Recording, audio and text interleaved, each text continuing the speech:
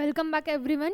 तर आता राहिलेले शेवटचे 4 जे एक्झाम्पल्स आहेत ते आपण बघणार आहोत. तर इथे बघा काय आहे आपला 8th question. Write the subset relations between the following sets. ठीक आहे, सबसेट रिलेशन. आपण पहिल्यांदाच ह्या टाईपचा क्वेश्चन जो आहे तो बघत आहे की आपल्याला सबसेट रिलेशन्स लिहायचे आहेत. ॲक्च्युली पहिला नाही आहे, याच्या आधीसुद्धा आपण बघितलेला होता. कोणता? तर जे पुणे, महाराष्ट्र, देन इंदोर, मध्य प्रदेश, इंडिया, हे जे आपण बघितलेले होते तर त्याच टाईपमध्ये हा आहे. सो काय सांगितलं आहे पहिलं की एक्स काय आहे? Set of all quadrilaterals. ठीक आहे. आता तुम्हाला एक गोष्ट माहिती असेल की क्वाड्रिलॅटरल्समध्ये सगळं येतं. काय? रेक्टँगल, देन रोम्बस, पॅरलेलोग्राम आणि काय आहे? स्क्वेअर. आणि अजून जे काय असतील तर ते सगळे काय येतात? ते क्वाड्रिलॅटरलमध्ये येतात. त्यामुळे आपण इथे लिहू शकतो की square, then rectangle, rhombus,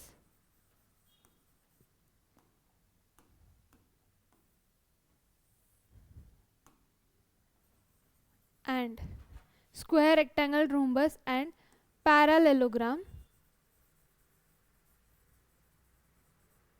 are all what? Quadrilaterals.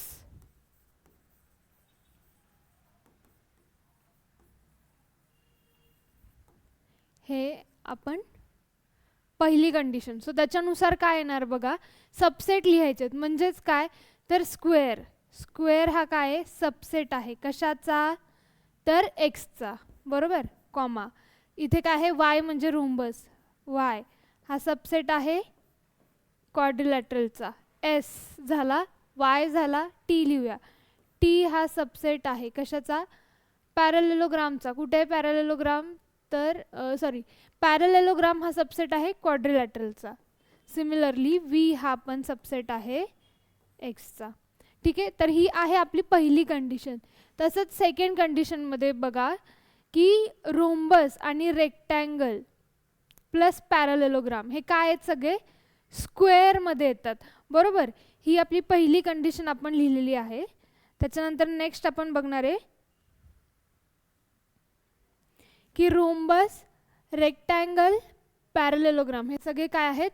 Square आहेत. सेकंड लिहिते इथे. So rhombus,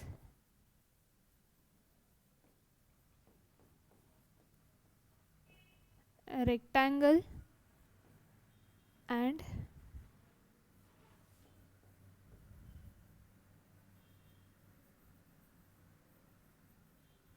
parallelogram are all squares. ठीक आहे. म्हणजेच काय? तर रोम्बस हा सबसेट आहे स्क्वेअरचा. मग काय आहे रोम्बससाठी आपल्याकडे बघा? Y. So Y is subset of स्क्वेअरसाठी काय आहे? लक्षात ठेवा, एस. रेक्टँगलसाठी होतं V. So V is subset of S म्हणजे स्क्वेअर. त्यानंतर पॅरलेलोग्रामसाठी T. T is subset of S. ठीक आहे. सो ह्या दोन कंडिशन्स तर आता झाल्यात. या लिहून घ्यायच्यानंतर अजून एक कंडिशन येते ती आपण लिहूयात.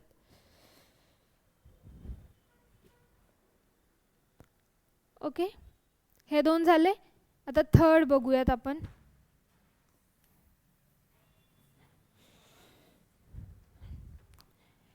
थर्ड कंडिशन काय आहे याच्यातली की every rectangle and rhombus is a parallelogram.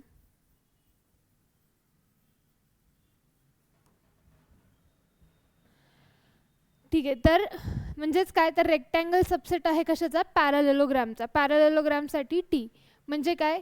V is subset of T. Again Y is subset of T. So ही एक शेवटची कंडिशन. ठीक आहे, लिहून घ्या. हे नेक्स्ट बघणार आहोत आपण.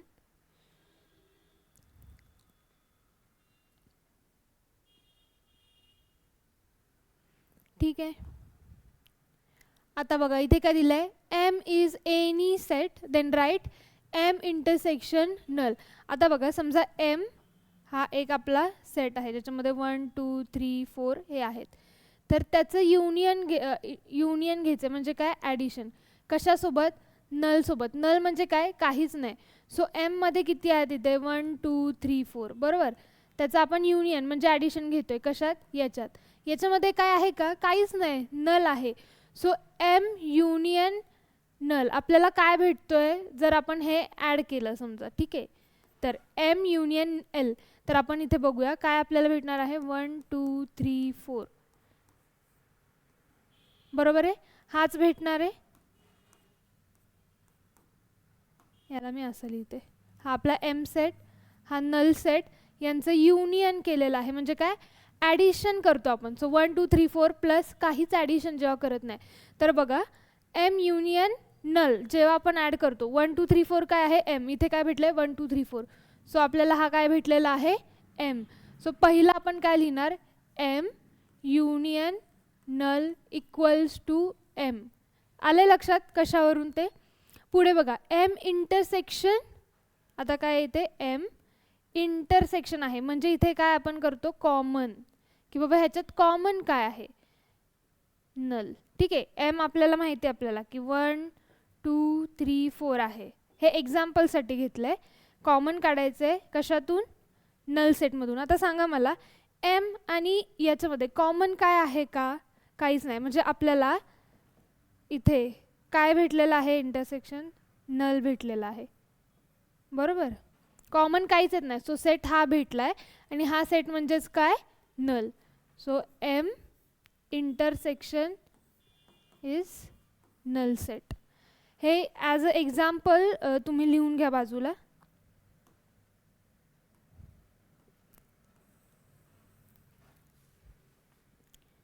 ह्या सगळ्या प्रॉपर्टीज आहेत, बट याला पाठ करायची गरज नाही आहे, तुम्ही डिरेक्टली इथे काढून सुद्धा बघू शकता.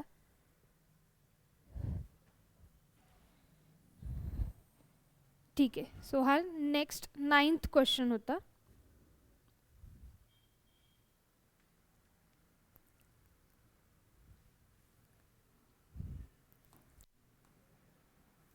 जर समजलं नाही की कसं आलंय तर इथे एकदा चेक करा, तुम्हाला समजून येईल. पुढे 10th क्वेश्चन बघत आहोत आपण आता.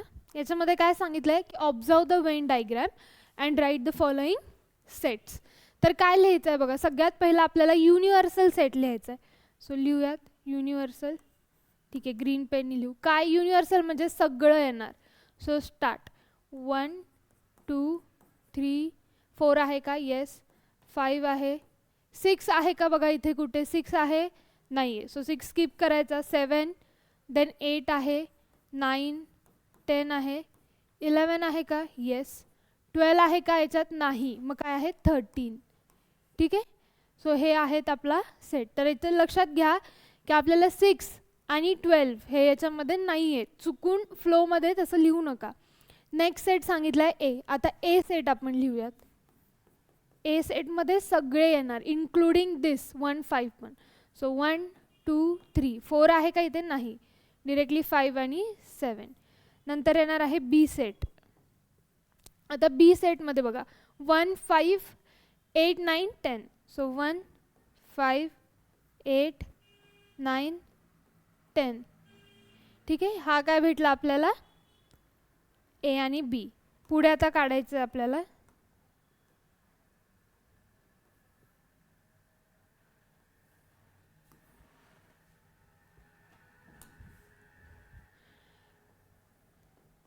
ए युनियन बी म्हणजे काय, तर ए प्लस बी युनियन म्हणजे सगळे. सो लिहूयात आपण 1 2 3 5 7.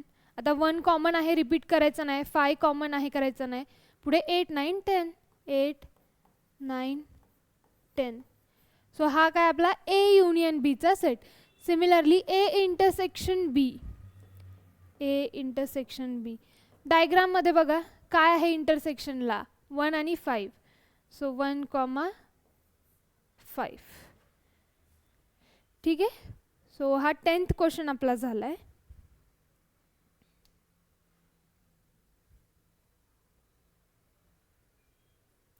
लास्ट क्वेश्चन बघूयात आता. हा लिहून झाला असेल बघा. सिम्पल आहे, आपला फॉर्म्युलामध्ये आपल्याला टाकायचं आहे. आपला फॉर्म्युला लिहूया.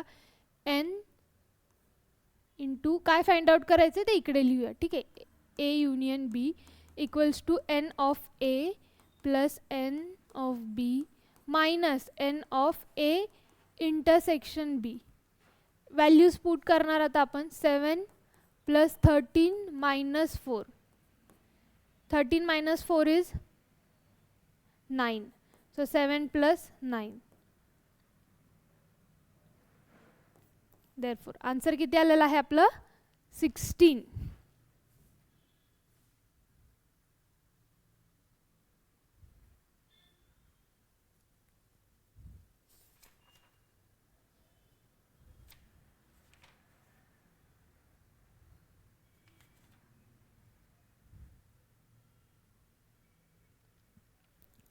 याला बॉक्स करते किंवा असं लिहून करूयात. n of A union B.